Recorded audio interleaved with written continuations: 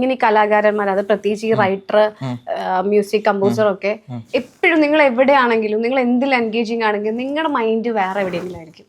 നിങ്ങൾ ശരിയാണോ? ശരിയാണ്. എന്താ അതങ്ങനെ? അത് ഇപ്പോ ഒരു സോങ്ങിന്റെ ഒരു ഐഡിയ കിട്ടി, ഒരു സ്ക്രാച്ച് ഐഡിയ കിട്ടി. അപ്പോൾ നെക്സ്റ്റ് എന്താണ് അതിലേക്ക് വരുന്നത് എന്നുള്ളൊരു എക്സൈറ്റ്മെന്റ് നമുക്കുണ്ടാവും. എന്നെ സംബന്ധിച്ചോളം ഇപ്പൊ ഒരു ഫസ്റ്റ് സ്റ്റാൻഡ്സ് സെറ്റ് ചെയ്തു, അതിനുശേഷം ഇനി എന്താണ് വരാൻ പോകുന്നത് എന്നുള്ളൊരു എക്സൈറ്റ്മെന്റ് എനിക്കുണ്ടാവും. അത് കഴിഞ്ഞാൽ നെക്സ്റ്റ് നമ്മൾ ആലോചിക്കുക ഇതിൽ എങ്ങനെ ഏതൊക്കെ ഇൻസ്ട്രുമെന്റ്സ് അറേഞ്ച് ചെയ്യാം, എങ്ങനെ അത് ബീറ്റ് പ്രൊഡക്ഷൻ ചെയ്യാം, അങ്ങനെയുള്ള സാധനങ്ങളായിരിക്കും. അപ്പം കണ്ടിന്യൂസ്ലി എന്തെങ്കിലും ഒരു പ്രോസസ് ആയിരിക്കും തലയിൽ കൂടെ ഓടിക്കൊണ്ടിരിക്കുക. അപ്പൊ നമ്മള് ചിലപ്പോൾ സംസാരിച്ചുകൊണ്ടിരിക്കുമ്പോഴായിരിക്കും നമ്മൾ ഈ ഐഡിയയിലേക്ക് പോകുന്നത്. അപ്പൊ പതിയെ അതിലേക്ക് അങ്ങ് പോകും മൈൻഡ്.